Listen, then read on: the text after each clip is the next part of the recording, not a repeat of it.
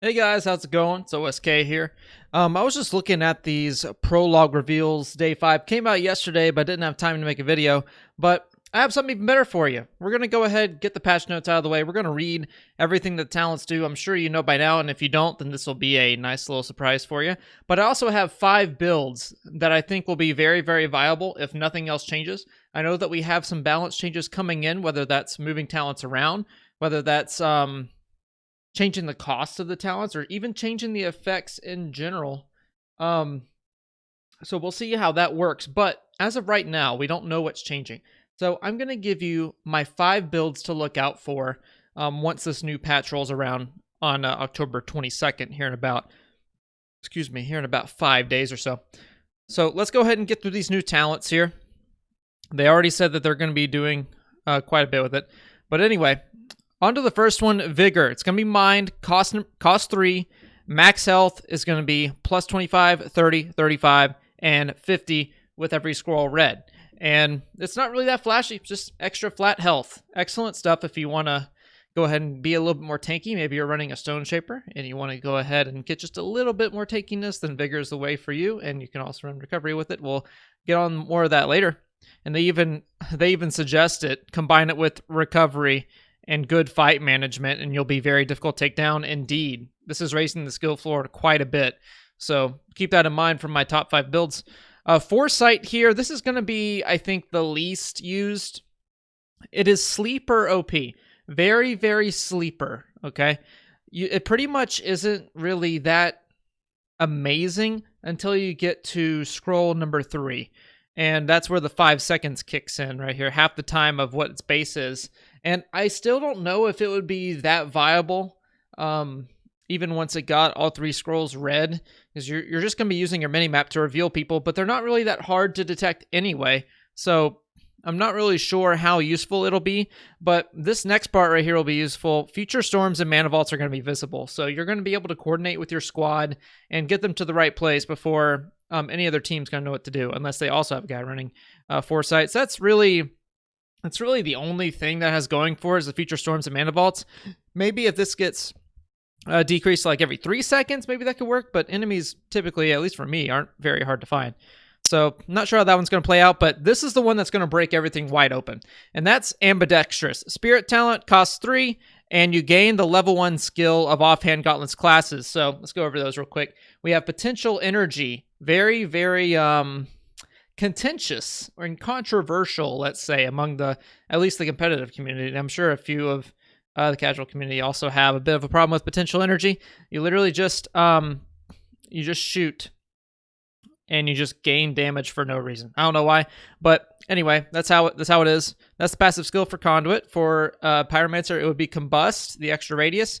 It would be the extra armor and armor regen from Stone. It would be the Wind Jump, which is going to be very fun from Wind. It would be the Frost Trail from Frost, which is kind of a nerf since it can break and then slow you, and it's kind of this whole thing.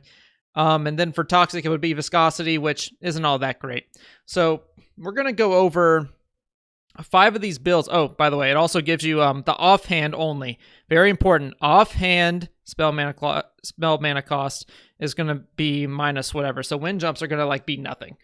But anyway, as we go in, and this is also going to work with Spellslinger, by the way, as we're looking at how this is going to affect something, let's go ahead and rattle off those 5 builds that I was talking about. The first one that's going to be obvious is going to be Vigor, Scavenging, Recovery on a Stone Shaper. And the offhand can either be Fire or Frost. And basically what this does is make you a mega tank. At fully educated, you're going to have 50 extra health to work with, plus the 20 shields that you can regen at any point. The early game is going to be amazing for you because you're also going to have Recovery, which more health that also regens over time. That's going to be huge. Early game stuff is going to be absolutely huge, and even late game too, because the damage or rather the healing scales quite a bit. So we'll see if anything changes there. But I think Recovery is still going to be able to be used on Vigor, so we'll see. And then Scavenging, just a little bit of extra healing. If you end up in a solo environment or maybe even duos, you can go ahead and exile somebody, get the extra regen. That way, if third party's coming in, you're still tanky as all heck. So our second build that we're going to get into includes Foresight. and that's going to be the only time we include Foresight because it's kind of lackluster. It's going to be on Frostborn of all things here. You're going to be looking at Focus Mana, Foresight, and Thirsty with a Fire or a Toxic offhand. And what this is going to be doing is basically just be a mega support. Focus Mana for your Frost, going to give you that extra little bit of damage from long range. You can even hit Frost up to, I think it's like 89 is the damage, so it's pretty high. And then Foresight, you're able to use the mini map and lay out the targets for your team. And then if you get damaged, you can go ahead, skate away, get a quick little reset off. The Thirsty is going to be doing the passive healing for your team, so it's going to be pretty good. Now, on the third one, you're going to be wanting to look out for Tempest. It's going to have a Fire and a Lightning offhand because we're going to be running Spell Slinger on this one. Potential Energy and Combust on Fire and Lightning, coupled with a Squall buff, is going to be huge. Absolutely huge. Fire already does, I think, 44 on average at Legendary Rarity. It might even be 46. I'm not sure. But it's going to be doing that 20% extra damage.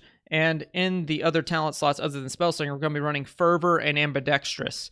You don't even have to worry about keeping your mana in a good spot for the Focus Mana buff. You're just going to have Squall all day. And you're going to have that increased damage with the faster cast speed, with Ambidextrous giving you the Combust and Potential Energy. Tempest Lightning might be absolutely disgusting. We'll have to keep an eye on it. For the fourth build that I have in mind, I'm going to go back to Stone Shaper, actually, with a Wind offhand. The Darkbreakers would be very, very happy with me there, as well as Elpa Dog. They both love to run this setup. But the talents are going to be Focus Mana, Fervor, and Ambidextrous. And what this is going to do, and especially, I forgot to mention Megaverse is the one that brought this one up. You're going to be able to use this Wind Jump to get that extra bit of mobility that Stone Shaper doesn't really have, and you're going to be able to couple that with Bedrock, which is that skill that allows you to like fast fall down to the ground for an extra Stone Slam, and that's going to be huge. It's actually going to be huge. Stone Shaper gets the much needed movement that it needs. And not only that, but your Wind also pairs pretty nicely with your Boulder if you need to reposition it mid-flight, if you need to make it go a little further, if you need to deflect a different Boulder, then the Wind offhand's really going to help. And the Focus Mana at a rare stone with 18% increased damage, you're looking at 50 damage. And rare is not really even that rare. You're going to be getting epics and legendaries all day long. So that's a lot of damage at a small amount of time, and with the Ambidextrous buff to Wind, it reduces the mana cost. You're going to be getting Focus Mana Wind Shears as well. So you're going to have to keep that in mind, and Fervor is just going to be icing on the cake with that extra cast speed. Now, for the fifth and final setup here, I think if nothing else changes, this is going to be the new meta. I really do think that this next one's going to be the new meta for 1.2. I am very, very open to be proven wrong if some kind of balance change just kind of switches up all these talent placements, but this is going to be the one to look for, and it's the one I'm most afraid of. All right, so we're going to be running Conduit.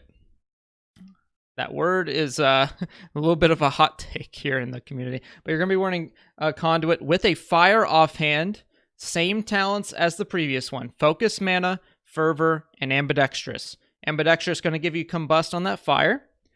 Focus Mana, going to be applying to both your Conduit and your Fire. And here's the kicker. With Conduit, you have that level 3 ability, Power Surge, which whenever a Lightning Strike comes down, you reduce your mana cost to 0 with spells. And that pairs very, very nicely into Focus Mana, and it especially does it today. Like in patch 1.1, it's a thing. So you're able to just spam your Lightning Bolts and your Fireballs for extra damage, except this time with the Ambidextrous talent, your Fire is going to have a little bit of extra cushion and have that combust with the Ignite damage as well. And that's going to be even more oppressive. So keep an eye out for that. And also running the Fervor, because why not? We like cast speed, we like a lot of damage, and we like firing it very fast. Not only that, but Overload and Potential Energy, if they're not changed, still going to be amazingly effective. Secondary Strike's good for late game as well. There's just nothing bad about this build. And I think this one's going to be the new meta. I really do. Conduit, Fire offhand, Focus Mana, Fervor, and Ambidextrous. I do hope that we have some good balance changes coming in, but if not, these are the ones to look out for. So guys, thanks for listening to my rambling about the new talents coming out. Thank you for joining in as long as you did. I'll get the nice little graphic up here for you. And yeah, hope you guys have a great day. Please don't forget to like and subscribe to the YouTube channel. Really helps me out a lot. Make sure you follow the Twitch channel where I do casting practices. I also play my own gameplay and have lots of great people on. And I will see you guys in the next one. Y'all have a great day. See you out there.